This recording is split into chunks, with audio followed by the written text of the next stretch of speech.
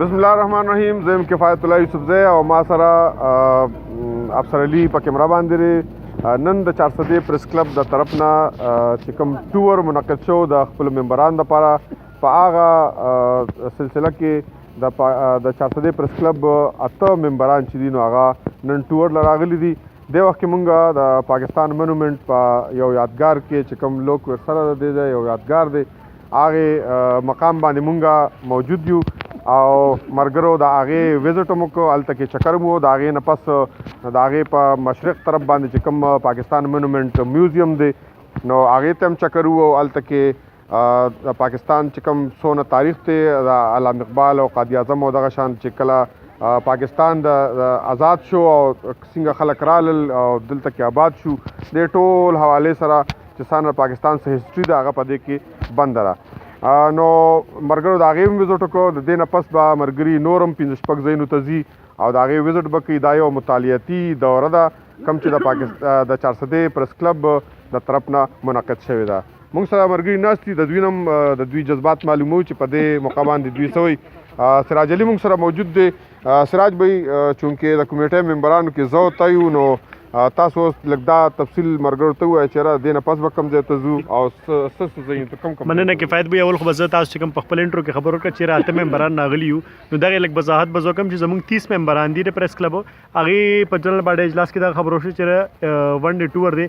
څه ملګري د خپل مصروفیت د وجې چې کوم دی هغه رانغلل دغه باقي ملګري خواهش لري چې موږ لاړ شو دغه 13 کسان موږ دلته راغلي یو او اسلام آباد کې دغه ټایم موږ پاکستان مونومنت کې یو دغه ملګري وي چې دنه پس په فیصل مسجد ته ځو دنه پس په میوزیم ته ځو او دغلته چې کوم غټ پارک دی لیک ویو پارک دی هلته به ځي او نور چې دغلته د سیر و سیاحت او داسې مطالعاتي ځایونه چې څه زده کړه ترې وشي څه څیزونه دغه ملګري وویني نو هر هغه ځای ته به موږ هڅه کوو چې دغه ملګري هغه ځای ته رسو او دوی دغه ټور ښه انجوای کړي. واجد افریدي موږ سره ناست دی او واجد افریدي غالبا یو مالټه نیمه زیاته مو خوړه کم کریټ چې موږ راغشتو دې حوالې سره تاسو د لارې پوزیشن څنګه ولکه یاره ډېر زبردست او کوم ملګري چې د موږ نه پاتې شوي دي نو هغوی پسې خفه هم یو. په کار دا چې موږ ټول ملګري په اتفاق او اتحاد سره دلته راغلي او دا ښکلي ځایونه چې کوم دي کوم چې سراج ووې څه ځایونه خو موږ ولیدل او څه په راتلونکي وخت کې لکه موږ ځو او تاسو ته به انشاءالله د موږ دا کیمرامین او د موږ دا کوم ملګري چې دا به تاسو ته ښیم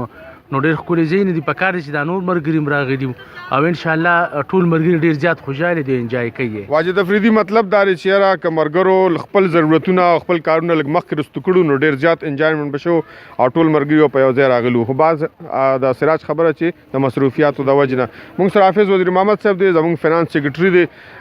فینانس سیکرټري صاحب ووایه چې تاسو په کلو لاس باندې به څنګه خرچه کوئ په ملګرو باندې. مهرباني حاجي صاحب یوسفزی ستاسو ډېره ډېره شکر چې تاسو موږ ته یو موقع راکړه او تاسو موږ د تاریخي ځایونو ته راوستو.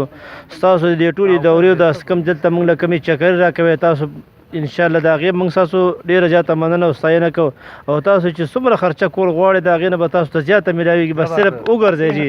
ډېر ښه محمد جان دلسوز صاحب هم ناست دی او دې وخت کې د پاکستان مونومنت په پواره په غاړه باندې ناست دی. دنه معلومات کوو چې یاره محمد جان دلسوز صاحب ستاسو څه خیال دی تاسو به څنګه تحفظ فراهم کوئ دې ملګرو ته؟ مننه جی داسې ده چې لکه نن ډېره لویه د خوشحالۍ ورځ ده چې موږ نن د ټور له د ملګري راغلو ټول یو ځای رالو. څه ملګري چې پاتې شو نو هغوی به هم انشاءالله که خیر آینده لپاره چې کوم پروګرامونه جوړېږي هغوی کې به هغوی خپل بیا به هم راځو سره او دا چې دي موږ وایو چې یاره لکه مدې دا ټور زموږ د ملک بر په سطح باندې وشي نو دا به ډېر ښه لکه مدې چې موږ ملګرو ته به پکې معلومات حاصل شي. دې کې شک شبه نشته چې موږ ټول په خپلو جامو کې ښه معیار تیار سنبال راغلي یو د چکر له خو رفاقت به یې چې دی نو هغه لږ زیات دغه کړی دی خواري کړې ده. پینټ شرټ یې چولي دي بوټ یې ورسره چولي دي ماشاءالله. د دې مطلب دا چې لکه تاسو بالکل تیار راغلی یې نو داسې دا کفایت به چې لکه یو کوم ځای ته چې ځې که نو د هغه ځای ډرس پکار دی چې واچولی شي لکه خلکو سره سړی لږ مشابهت بیا کېږي. بهرحاله زه دا ویل غواړم په دې موقع باندې زه ډېر خوشحاله یم ځکه خوشحاله یم چې زما خپله دا خواهش چې د پریس کلب دا ټول ملګري موږ سره لاړ شي او هغه زموږ د ملګرو خبره موږ سره ومنله خو بس بعضې ملګري د مصروفیاتو باوجود چې کوم دی هغه بیا رانغلل موږ سره.